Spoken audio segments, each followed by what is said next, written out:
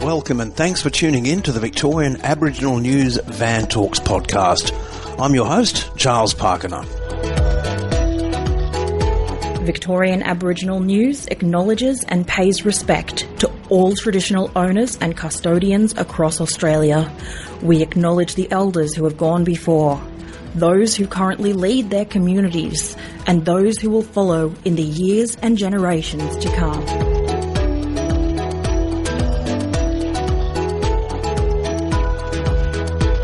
With the Treaty Act of 2025's passage through Parliament in October 2025, for many people there's a belief that it's all done and dusted with regard to treaty in Victoria.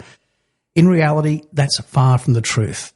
Joining me on the program today to discuss this is the CEO of the Federation of Victorian Traditional Owner Corporations, Taungurung woman Kaley Nicholson.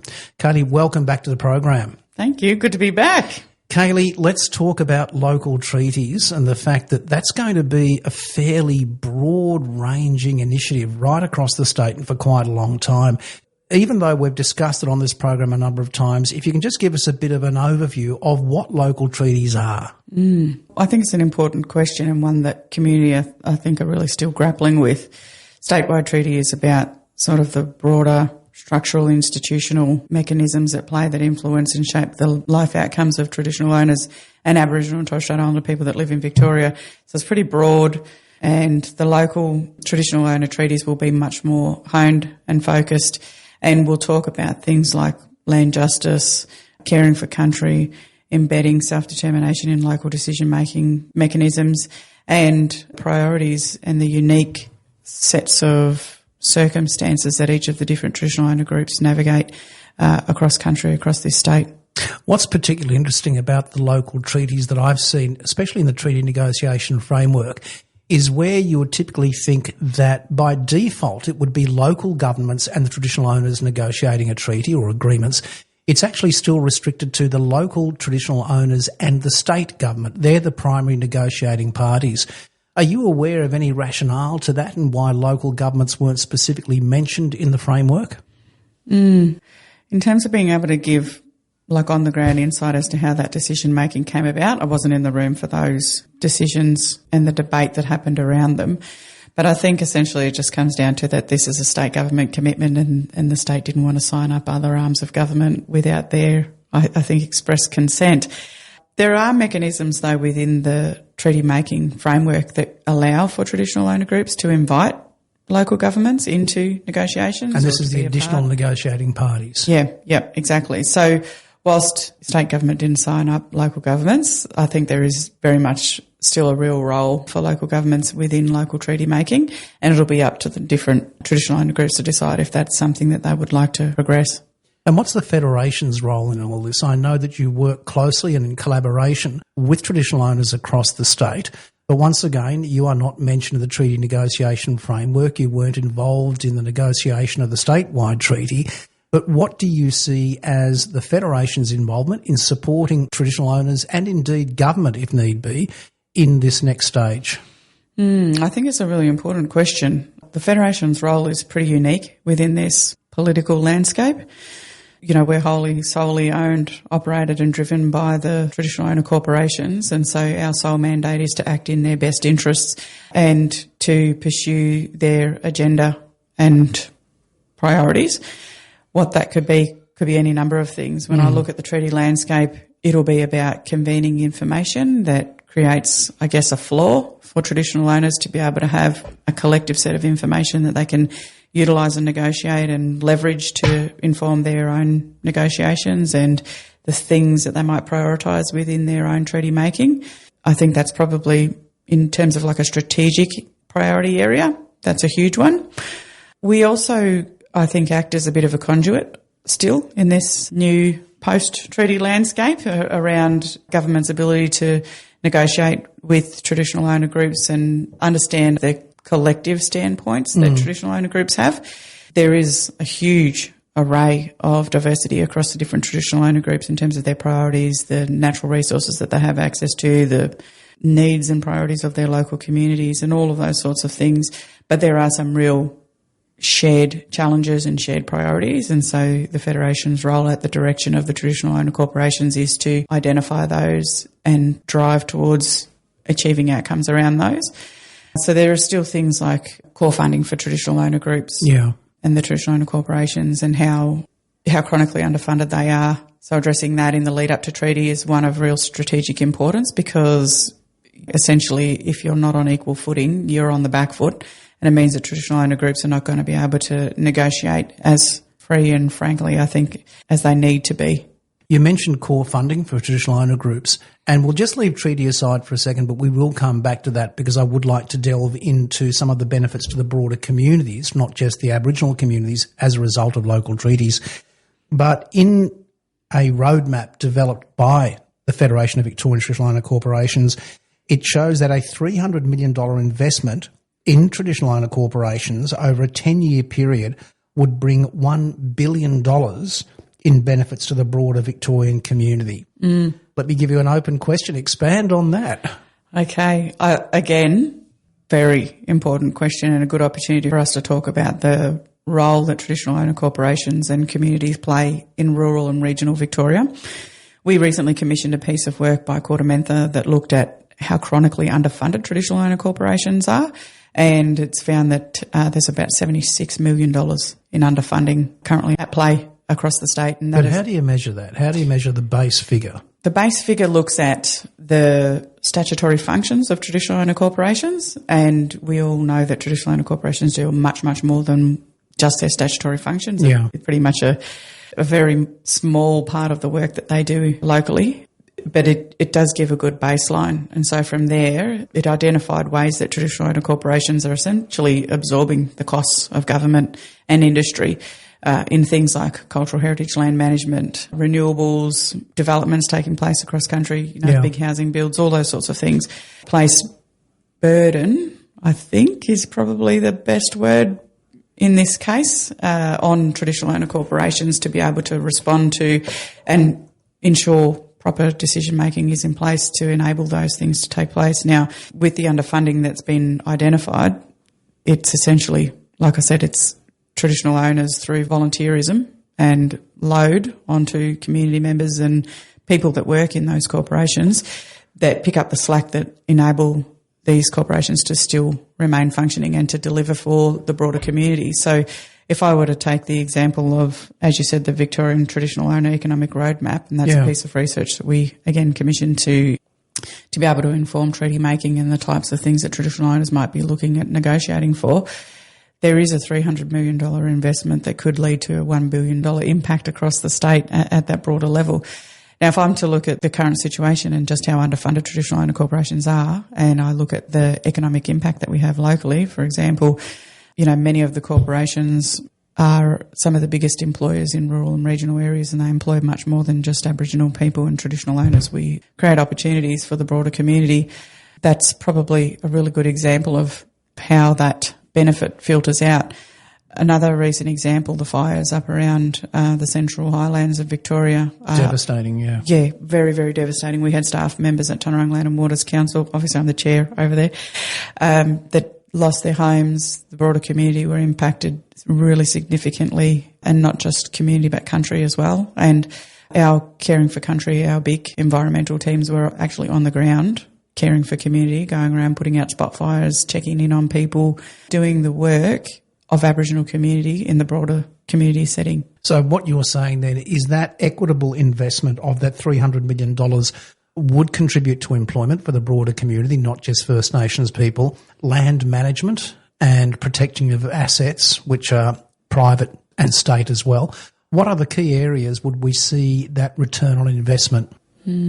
Yeah, tourism is a huge area of opportunity, and I know a lot of the different traditional owner groups, if I think about it, what's happening around Budj Bim, what's happening with the Wawa Big Tours on country and Tonarong country, Gunai Kurnai and their tourism ventures and opportunities that they've got underway. Again, huge areas where people will learn more about a local environment. They will have opportunities at a local level for broader and more diverse employment.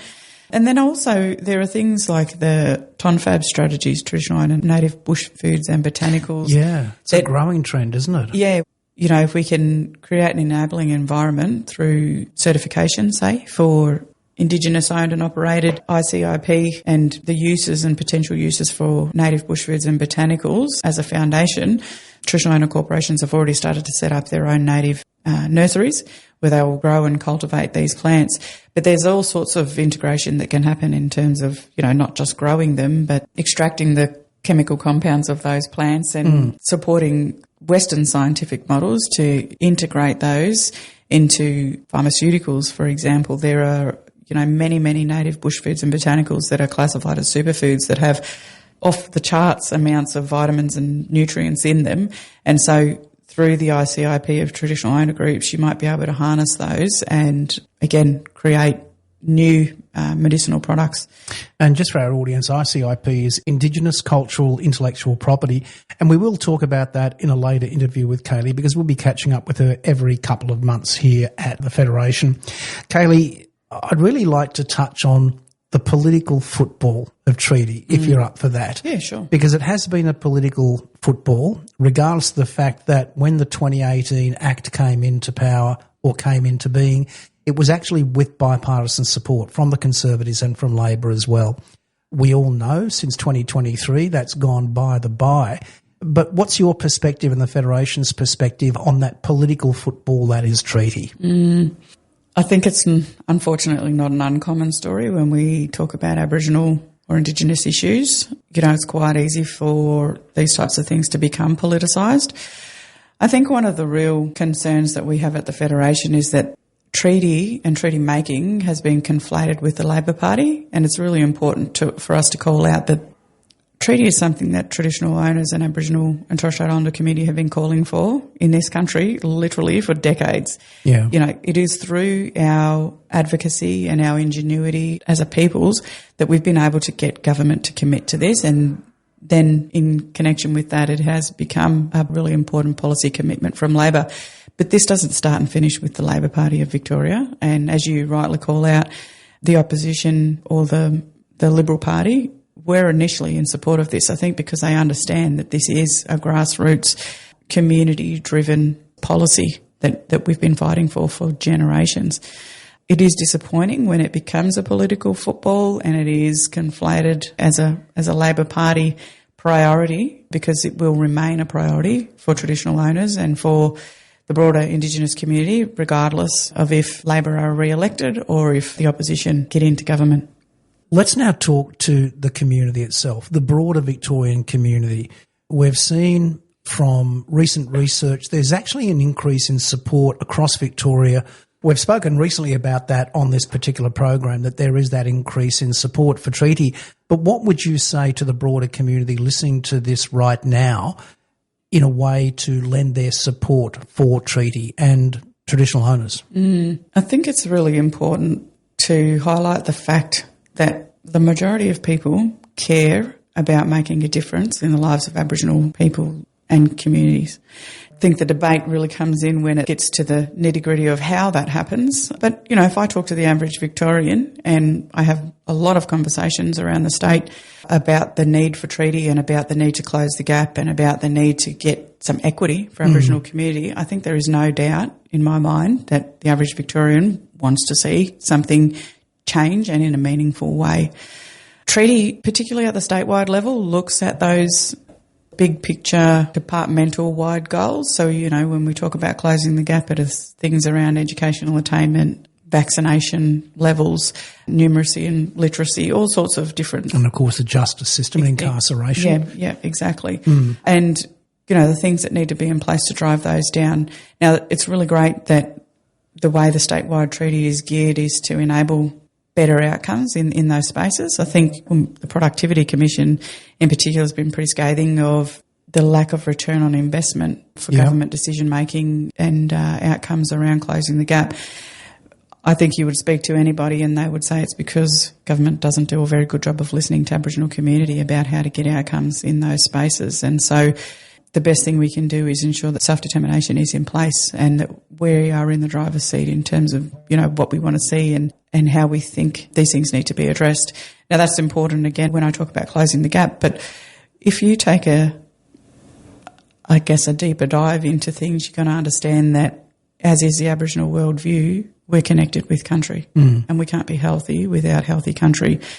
And I think, again, this is something that the broader Victorian community understand and know full well. We protect our pristine, beautiful natural environments, and we stand shoulder to shoulder with the broader Victorian community around, you know, what that needs to look like. And I think there's a growing awareness of the cultural land management practices of traditional owners and that knowledge through deep time and how we've been able to manage and care for and govern these lands for, you know, well over 65,000 years. And we see the risk to property and life with things like flood, with things like fire. And, you know, back in the day, prior to colonisation, those things were, I guess, a part of the natural ebbs and flows of the land. And so decision-making about where homes were and how land was managed was probably a little bit different. But we had really rigorous fuel reduction. We had really rigorous land management practices. We had so many interconnected processes for caring for country and place that it meant that country was really healthy and safe. And so anything that we can do, and this is, I think, the areas where local treaty making will really come to shine and come to the forefront, it will be giving primacy to those traditional land management practices and the decision-making of traditional owner groups and nations within those spaces. What would you like to see individual communities and groups within communities do to support their local traditional owners? We'll talk about Tangarang, for example. We know that up on Tangarang country there's a healthy reconciliation movement. There's Rotary. There's all sorts of other organisations. Do you think it's time for those organisations and for likes and for similar orgs to come together and actually express their support for the traditional owners and to voice that concern and support up through the political channels with which they're affiliated? I think it'd be a really positive thing if those sorts of groups could come together and put forward a statement. You know, one of the really disappointing things that we've seen recently is the rise in local media that's particularly hostile towards traditional owner groups and local treaty making. And again, it's that conflation between the Labor Party and treaty making that I think is driving it. I don't actually think it is a genuine opposition to treaty or traditional owner groups, but it is that tendency, I think, to utilise Aboriginal issues as a political football that drives things. So what is the reason why that happens? It's because politicians think that that gets traction in rural and regional areas. And if the grassroots community in those areas can say, actually, it doesn't get traction, and we see the value of traditional owner groups and their contribution to our local economies and our local communities and our local culture, and we value that, then it makes that target, I think, a lot smaller, and it gives aspiring political actors a good steer in the right direction that you're going to be wasting your time and energy if this is where you're going to focus your efforts. Are we entering into a new era similar to 2023 of misinformation, but this time focused on treaty in Victoria? Yes, I think it is. Nice, short, sharp answer. Yeah, definitely. You know, it's social media. It gives people a platform to promote and disseminate mis and disinformation, and it is a real risk. So I would encourage people to do their own research, to speak with Aboriginal people, to get in touch with their local traditional owner group, whether it be signing up for their newsletter or even the Federation's newsletter. You'll get a much more sound understanding of the work that we do and our priorities and our positions on certain matters if you do that, rather than whatever is circulating in a local paper or online. And obviously get to understand the benefits of local treaties to the broader community rather than the negativity you might be hearing out there in community. Kaley Nicholson, I want to thank you so much indeed for coming back onto the program. We'll speak again soon. Thanks for having me. For a full transcript of this interview, visit the Victorian Aboriginal News website at vicaboriginalnews.com.au. Until our next episode, stay safe and stay informed.